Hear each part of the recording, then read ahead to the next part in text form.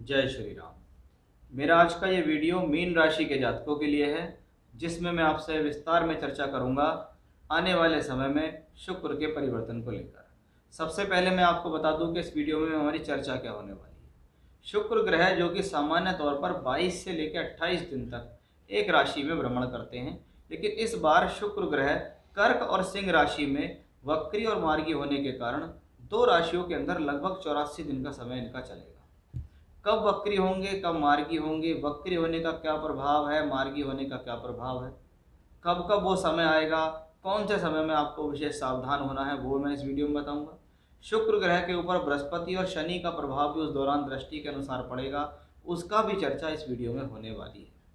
यानी आइए शुरुआत करते हैं कि 6 जुलाई को सबसे पहले शुक्र का राशि परिवर्तन होने वाला है। शुक्र ग्रह अभी तक कर्क राशि में चल रहे थे, अब कर्क से निकलकर वो सिंह राशि में छठे घर के अंदर गोचर करना शुरू कर रहे हैं। अब आपकी है मीन राशि, और मीन राशि के लिए शनि की 7.5 का पहला चरण आपको चल रहा है, जो कहीं ना कहीं स्ट्रगल तो देता है।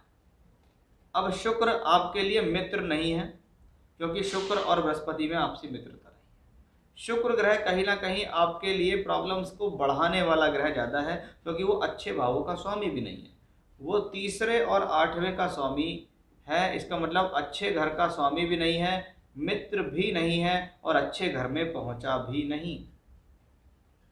यानी सबसे पहली बात, शुक्र ग्रह को सुख साधन का कारक कहा गया है। अगर वो छठे घर में चल रहा है 6 जुलाई से 7 अगस्त तक, शुक्र सिंह राशि में रहेगा। अगर वो छठे घर में चल रहा है तो कहीं ना कहीं ये ट्रांजिट, ये समय आपके लिए बहुत बढ़िया नहीं है, क्योंकि छठे घर में जाकर वो 12वें घर में बैठे हुए वक्री शनि से दृष्ट भी हो रहा है।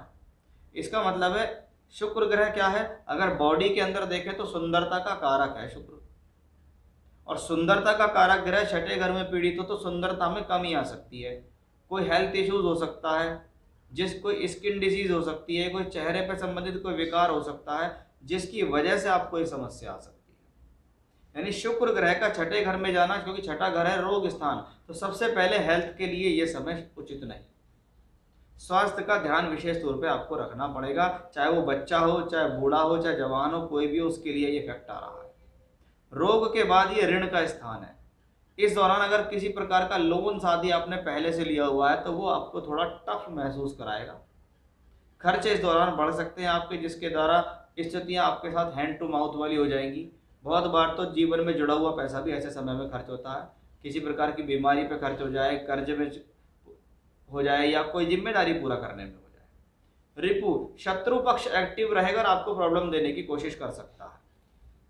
कभी कभी तो पता लगा बीमारी ही शत्रु बन गई, मेरे लोन से मेरे शत्रु की तरह मेरे ऊपर, मेरे पीछे पड़े हुए हैं, मेरी जिम्मेदारी ही मेरा पीछा नहीं छोड़ रही है। तो बहुत बार शत्रु भी अंदरूनी रूप से आपको नुकसान पहुंचाने की कोशिश कर सकता है।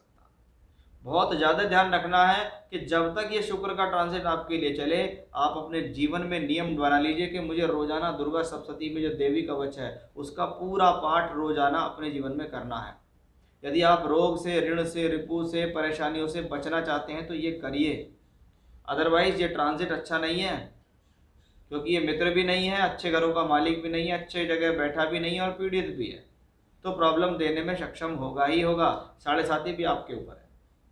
वहीं ये ग्रह 7 अगस्त को राशि परिवर्तन करता है, वक्री होकर उल्टी चाल चलते हुए पंचम भाव में आता है। यहाँ कुछ समय के लिए स्थिति पॉजिटिव होगी। पहला 7 अगस्त को कर्क में पहुंचेंगे, फिर 4 सितंबर को वक्री से मार्गी हो जाएंगे, और फिर 1 अक्टूबर को वापस यहाँ आ जाएंगे। यानी कर्क राशि में 2 महीने रहेगा शुक्र। तीसरे घर का मालिक पंचम भाव में है, कहीं ना कहीं आपके द्वारा किए गए एफर्ट्स अपनी शिक्षा में, विद्या बुद्धि में काम आ रहे हैं। लेकिन वहीं अष्टम का मालिक होकर अगर पंचम भाव में ग्रह वक्री प्लस मार्गी हो तो बुद्धि और डिसीजंस का विशेष ध्यान रखें। यहाँ मैं हेल्थ इश्यूज की बात नहीं कर रहा, क्योंकि ग्रह वहां से निकल चुका है। यहाँ कर्ज की परेशानी, संकट की बात नहीं कर रहा, मैं यहाँ बात कर रहा हूँ 5th हाउस की, कि पंचम में एक ग्रह जल्दी से पहुंचता है, वक्री होता है, मार्गी होता है, फिर वापस जाता है। ऐसा ग्रह अतिचारी कहलाता है। ऐसा ग्रह 5th हाउस में गया है जो पंचम भाव विद्या का, बुद्धि का, शिक्षा का, संतान का है। अब ग्रह वहां पहुंच रहा है, और बुद्धि है स्थान है वो सबसे पहले। यानी बुद्धि द्वारा कोई भी ऐसा निर्णय नहीं लेना है जो नुकसानदायक हो, क्योंकि वो अष्टम का मालिक होकर पंचम में, यानी कहीं ना कहीं कंफ्यूजन क्रिएट करेगा, बुद्धि को भ्रमित करेगा ऐसा ग्रह। कहीं ना कहीं ऐसे ग्रह के अंदर किसी ना किसी प्रकार की परेशानी या लापरवाही से नुकसान होना, ओवर कॉन्फिडेंस का शिकार होना, अपनी ही बुद्धि से रिलेशनशिप्स खराब कर लिए, पैसे का नुकसान कर लिया, एजुकेशन में प्रॉब्लम आ गई, भ्रमित हो गए, कंफ्यूज हो गए, पूरी तरीके से डिसीजन अच्छा नहीं ले पाए। वो सारी ही स्थितियां आपको इस शुक्र के ट्रांजिट में मिलेंगी। यानी जब तक छठे घर में रहेगा तो प्रॉब्लम कुछ और है, जब पंचम में आएगा तो प्रॉब्लम कुछ और है। लेकिन प्रॉब्लम दोनों तरफ है, लेकिन दोनों तरफ की प्रॉब्लम अलग अलग है।